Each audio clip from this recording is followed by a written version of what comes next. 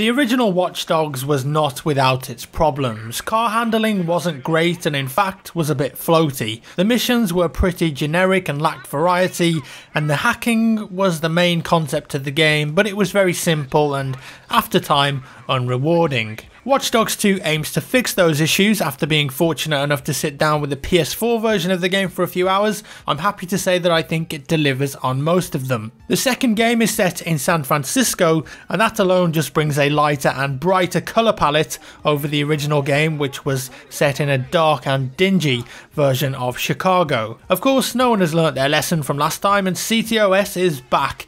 This time it's CTOS 2.0. How Bloom Corp managed to get their CTOS system in a new city after practically bringing Chicago to its knees in the first game is beyond me, but we'll let that one slide. They must have some sort of PR genius on their books, obviously.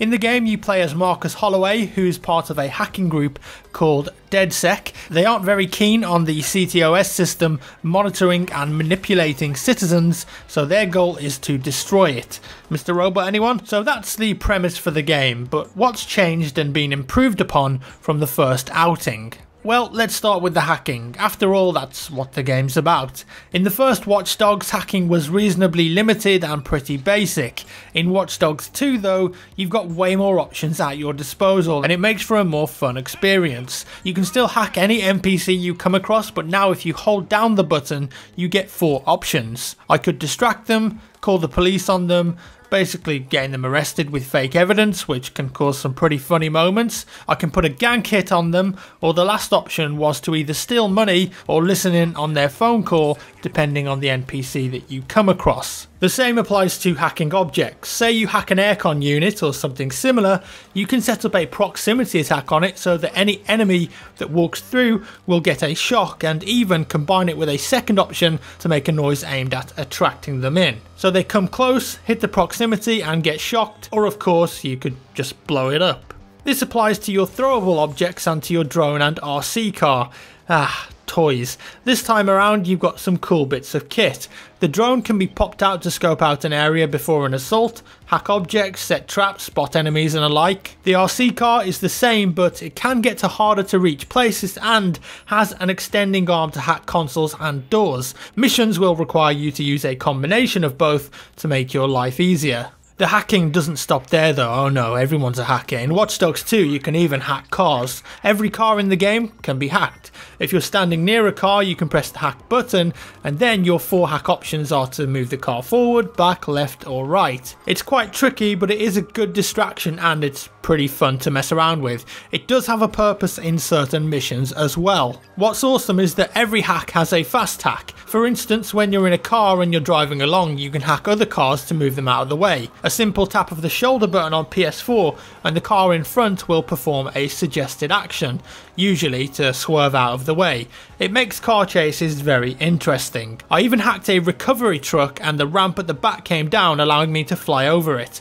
Pretty neat. It's not limited to cars either. Construction lifts, cranes, forklifts, there are certain things that can be hacked that will come in very useful in missions. When you're driving, you can also still do all the things that you remember from Watch Dogs 1. You can set manhole cover traps, you can change traffic light states, even look back and hack your pursuing cars. Combine that with the ability to hack cars on the fly and you can make some cool epic gameplay moments. Speaking of the driving, what's it like? Because obviously it's very important in a game like this. Well, it's better than Watch Dogs 1, I can definitely say that. Cars do now have more weight to them, but it's very much an easy to handle arcade based driving model. Cars turn sharply, won't really spin out on you, and they're pretty easy to control. I think it suits the type of game that this is. It's not a simulation game, it's easy driving designed to be accessible. Motorbikes are in the game as well, but I did feel the physics on the bikes to be a bit too bouncy at times. If you made a big jump and landed hard, your bike would sometimes just bounce and you would lose control. And just to let you know, you can now also shoot while driving,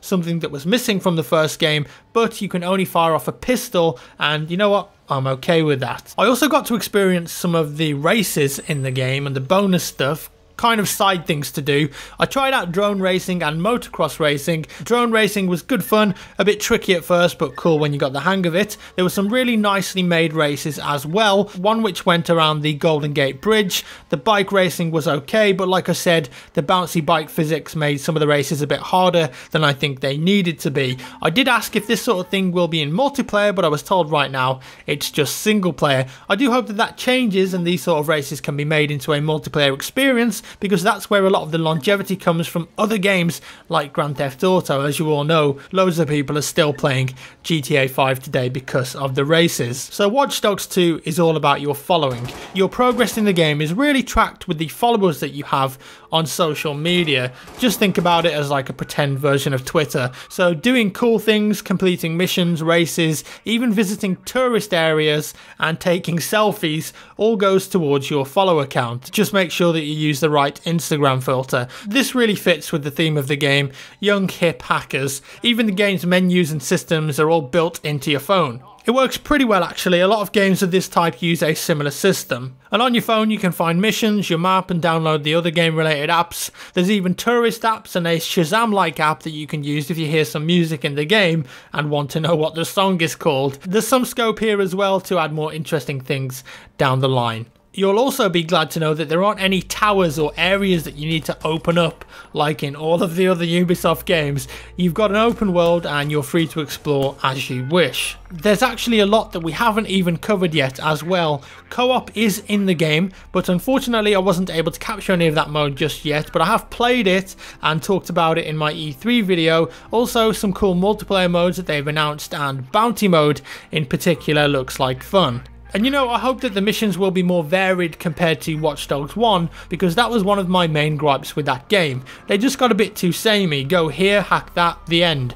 But in Watch Dogs 2, the theme of the game really opens it up for way more content possibilities, so I hope they use that and run with it. The missions that I played here felt good, but of course, that's a very small sample size compared to the full game. So for me, it's really impossible to say how good it's going to be in the end game, but I will say that there are more ways of going about missions this time, and a lot more emphasis has been put on actually planning ahead before you rush in there. You can actually go through the entire game gung-ho and shoot everyone, or you can play the game entirely without killing anyone. Melee feels good. Marcus has a homemade billiard ball on a piece of cord which he uses to devastating effect, and you also come equipped with a taser. If you plan your missions well enough with your toys and use your taser and melee attacks well, you can go through missions, like I said, with 0 casualties. Remember though, they will wake up after some time. If you want to go in guns blazing though, you can, but I wouldn't say it's easy. The game can be pretty unforgiving in terms of you taking damage, but the gunplay itself felt good with the few weapons that I had a chance to play with. Lastly, visually the game looks good. It's running on PS4 here.